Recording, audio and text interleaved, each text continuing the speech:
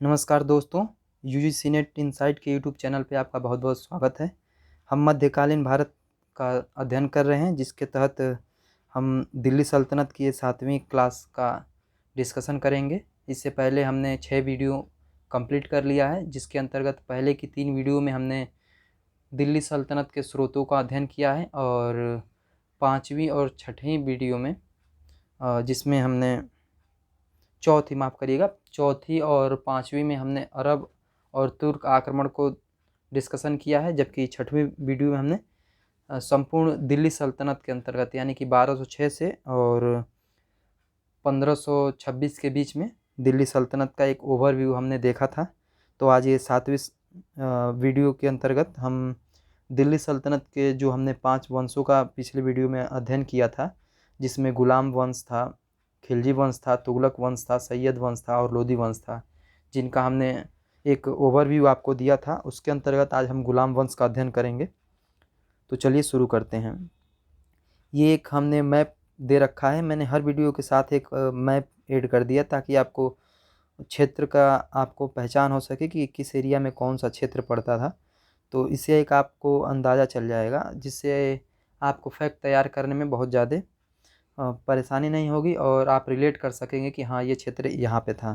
तो क्षेत्रों में आप देखिए कि गौर इम्पोर्टेंट था, काबुल था, पेशावर, गजनी, कांधार था, इधर लाहौर आप देख सकते हैं, तोमर, दिल्ली, चौहान था, अजमेर, रणथंभौर, ग्वालियर, कालिंजर। तो ऐसे आप देख सकते हैं और एक आपकी अपनी समझ बना सकते हैं।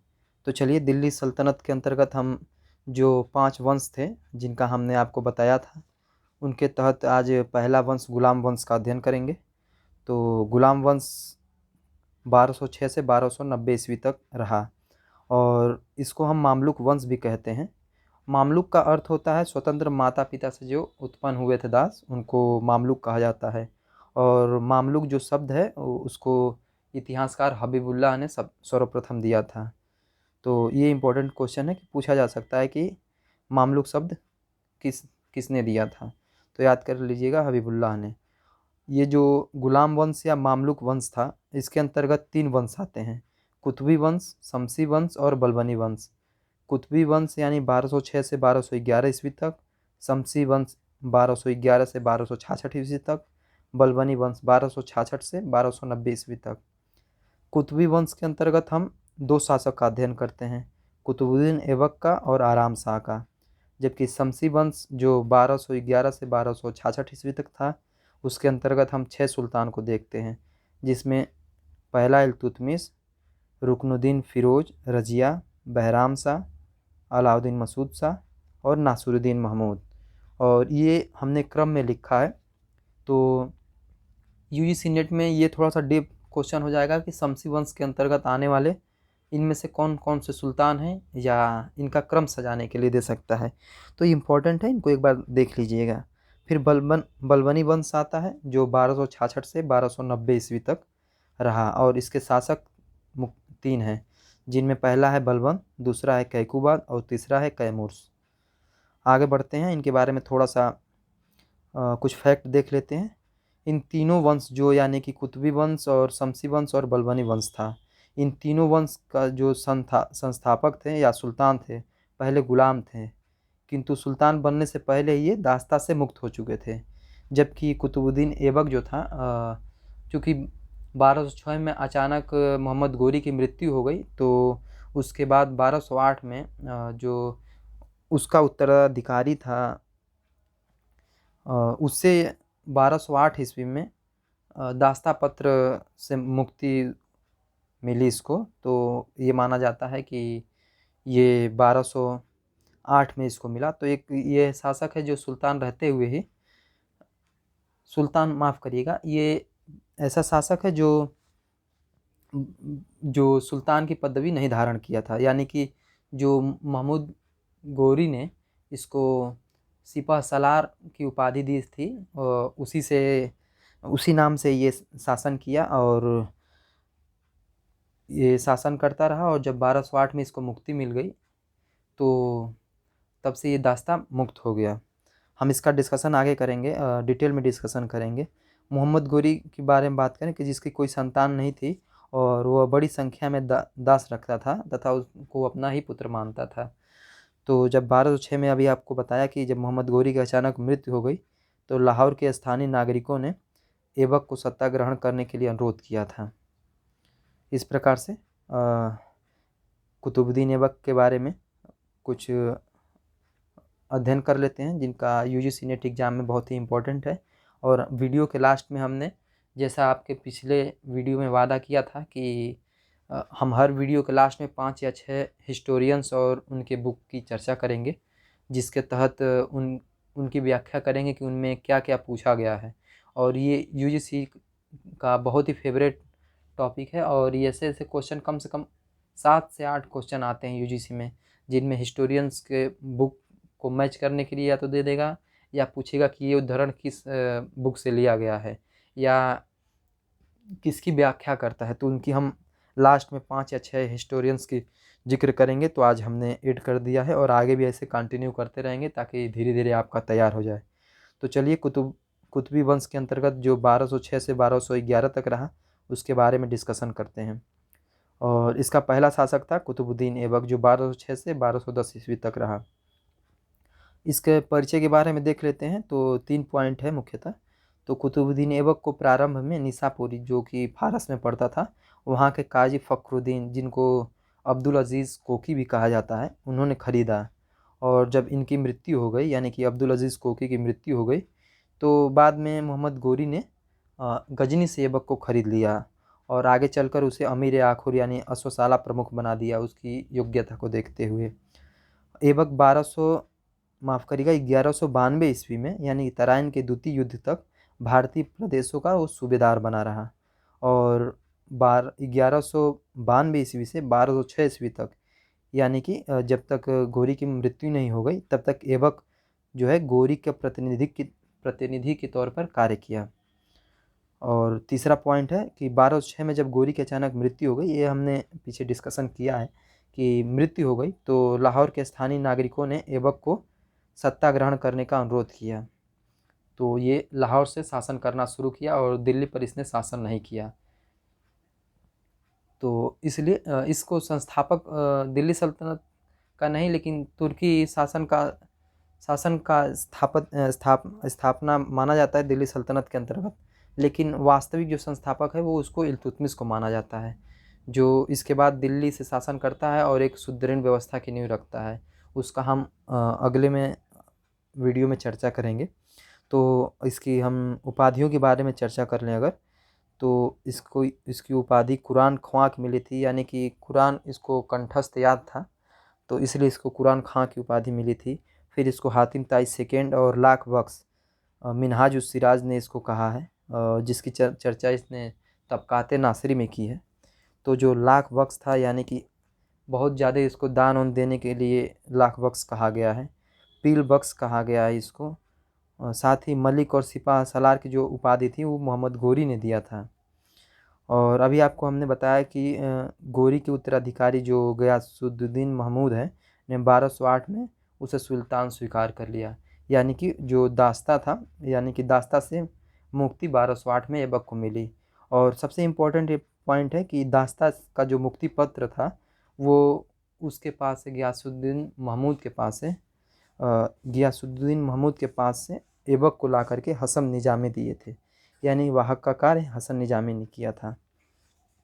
अब बात कर लेते हैं ऐबक के समय में जो विद्वान थे यानी कि जो दरबारी लेखक थे इनके समय में, उनका डिस्कशन कर लेते हैं।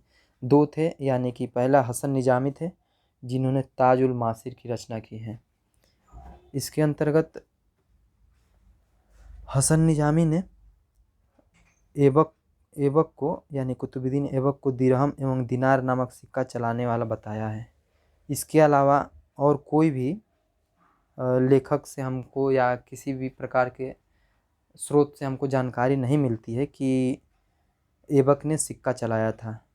तो ताजुल मासिर से हमको जानकारी मिलती है कि ऐबक ने दिरहम एवं दिनार नामक सिक्का चलाया था। दूसरे हैं फ़क्र मुदब्बिर, इनकी रचना है आदाब उल हर्ब, बहुत ही इम्पोर्टेंट पॉइंट है। और फ़क्र मुदब्बिर के बारे में बात करें तो यह ऐबक का वजीर था और भारत का प्रथम मुस्लिम राजनीतिक विचारक था। ये दोनों इम्पोर्टेंट पॉइंट है। साथ ही अगर उसकी पुस्तक आदाब उल हर्ब की बात करें तो ये पुस्तक जो है युद्ध पर आधारित पुस्तक है और यह पुस्तक जो है इल्तुतमिश के समय में पूरा हुआ और उसी को समर्पित किया गया है। तो ये बहुत ही इम्पोर्टेंट पॉइंट है, आप देख लीजिएगा।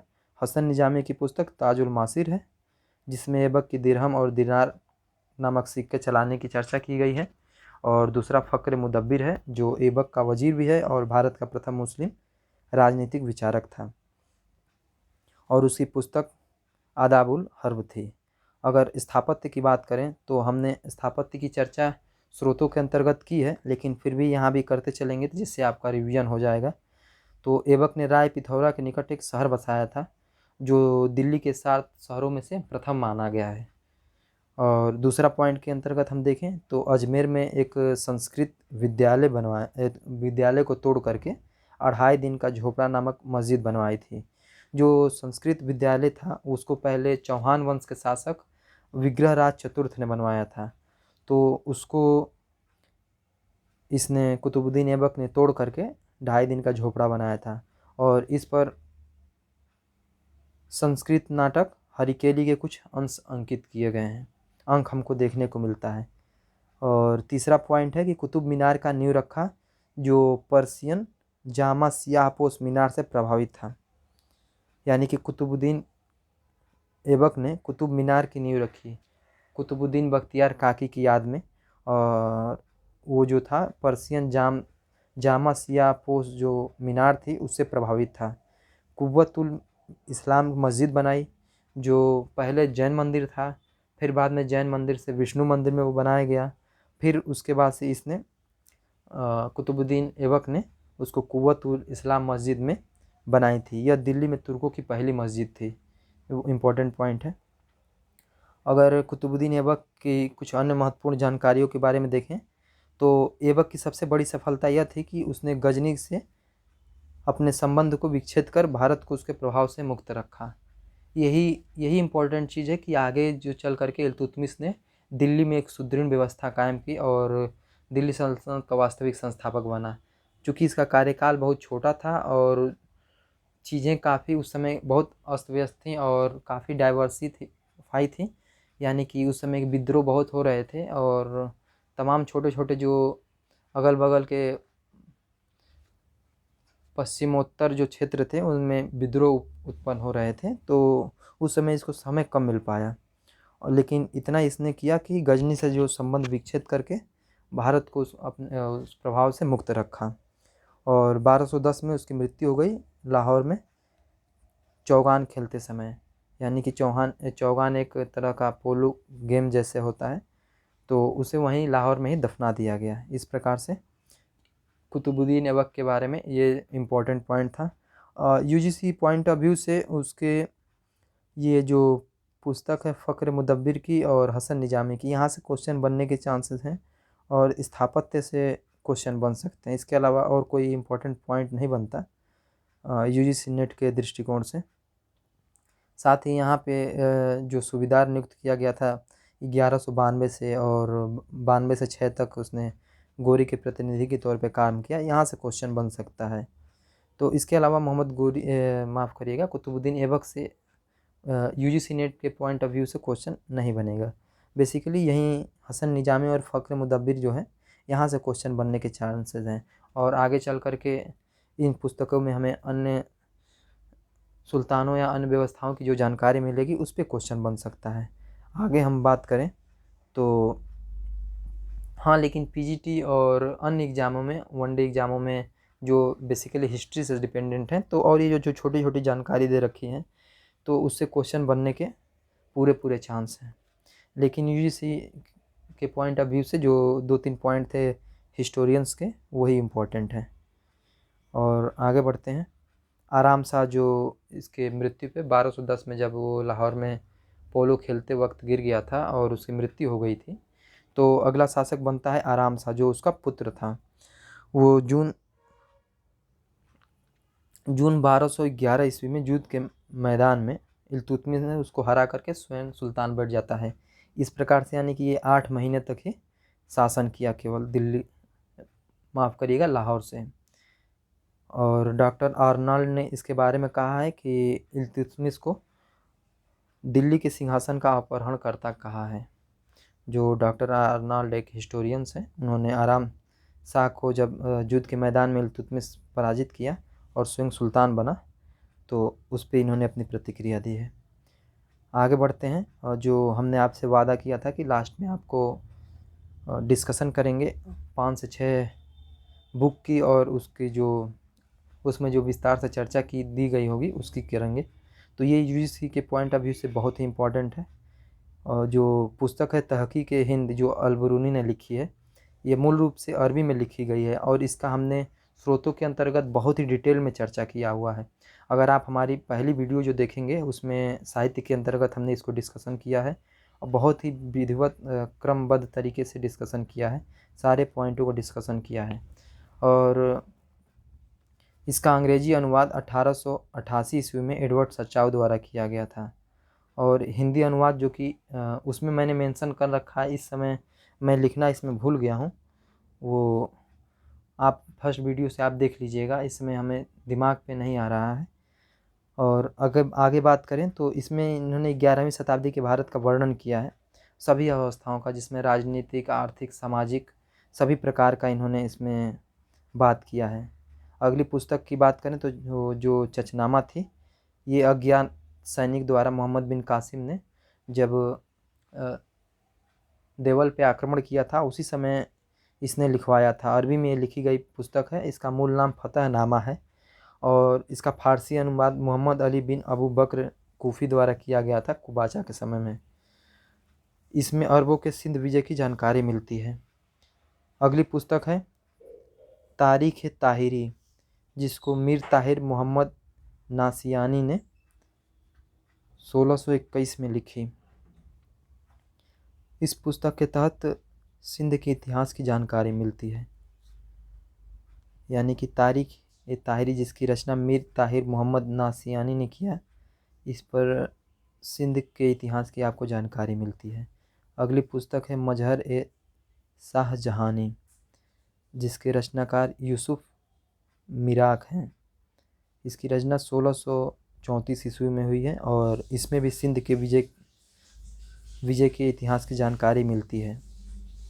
तो इस पुस्तक का नाम याद रख लीजिएगा कि मजहर ए शाहजहानी पुस्तक के लेखक यूसुफ मिराक थे। और अगली पुस्तक है किताबुल या तारीख़ यामिनी, इसके रचनाकार उतवी हैं। ये जो हैं गजनवी के दरबारी इतिहासकार हैं, और इसमें सुबुक्तगीन तथा महमूद गजनवी के शासनकाल का वर्णन किया गया है, यानी कि 1020 ईस्वी तक। अगला है जैनुल अखबार, इसके रचनाकार अबू सईद हैं, जो मूलतः ईरान का एक ग्रंथ है, और इसमें महमूद गजनवी के शासन की जानकारी मिलती है। अगली पुस्तक है तारीख़ सिंध, इसे मीर मोहम्मद मासूम ने लिखा है 1600 ईस्वी में, और इसमें अरबों के सिंध विजय से लेकर के अकबर के समय तक की इसमें जानकारी मिलती है। तो ये बहुत ही इम्पोर्टेंट पुस्तक है तारीख़ सिंध। इस प्रकार से हमने 6 बुकों की हमने चर्चा की है, और आगे ऐसे ही हम चर्चा करते रहेंगे। हर वीडियो के लास्ट में आपको 5 से 6 बुक का डिस्कशन करेंगे, और उसका विस्तार से चर्चा करेंगे। जैसे कि किताब ए हिंद है, और चचनामा है, और जो तारीख़ यामिनी है, इसकी हमने विस्तृत चर्चा पहले वीडियो में कर रखी है, इसलिए हमने यहाँ पे डिटेल नहीं दिया है, थोड़े बहुत उसके पॉइंट्स यहाँ दिए हैं। तो वहाँ से आप फर्स्ट वीडियो से देख सकते हैं, वो पूरी तरह से साहित्य स्रोत ही है। तो वहाँ पे हमने कम से कम 20-25 हिस्टोरियंस के नाम हमने बताए हैं, और उसके अलावा ये जो कुछ हैं, जिनमें जैनुल अखबार, तारीख़ सिंध, और मजहर शाहजहानी, तारीख़ ताहिरी, ये सब नई पुस्तक हैं, इनका वहाँ जिक्र नहीं है, तो इसलिए अलग से है। तो हमने एक क्रमबद्ध तरीके से इसको जिक्र किया है कि अरबों के आक्रमण से लेकर के, और धीरे धीरे हम आगे बढ़ते रहेंगे, जैसे जैसे रचनाएं मिलती जाएंगी हर शासक के समय में, हम अगली वीडियो में आपको एडिट करके बताते जाएंगे। इस प्रकार से ये कुतुबी वंश, जो दिल्ली सल्तनत के अंतर्गत गुलाम वंश का के तहत पहला जो वंश था उसको हमने आज कंप्लीट कर लिया है। और लास्ट में जब ये कंप्लीट हम कर लेंगे पूरी तरह से, जो दिल्ली सल्तनत के अंतर्गत पांचों वंश हैं, गुलाम वंश, खिलजी वंश, तुगलक वंश, सैयद वंश और लोधी वंश, तो इन सब के लास्ट में हम फिर से एक बार से आपको केंद्रीय प्रशासन, प्रांतीय प्रशासन और अर्थव्यवस्था, स्थापत्य और संगीत कला, चित्रकला, ये जितने आते हैं इनका हम बेहतरीन ढंग से क्रमबद्ध तरीके से अध्ययन लास्ट में करेंगे। तो ये इस तरह से आज पहला जो है वीडियो समाप्त हुआ आपका, जिसके अंतर्गत हमने कुतुबी वंश पढ़ा है। और वीडियो आपको कैसा लगा हमें कमेंट बॉक्स में बताइएगा, और आपको जो भी जहाँ भी दिक्कत हुई हो आप हमें कमेंट करके पूछ सकते हैं, मैं आपको तत्काल जवाब देने की कोशिश करूँगा। और वीडियो कैसा लगा आप हमें ज़रूर बताइएगा। वीडियो देखने के लिए आपको बहुत बहुत धन्यवाद। चैनल को लाइक और सब्सक्राइब ज़रूर करें अगर अच्छा लगे तो आपको।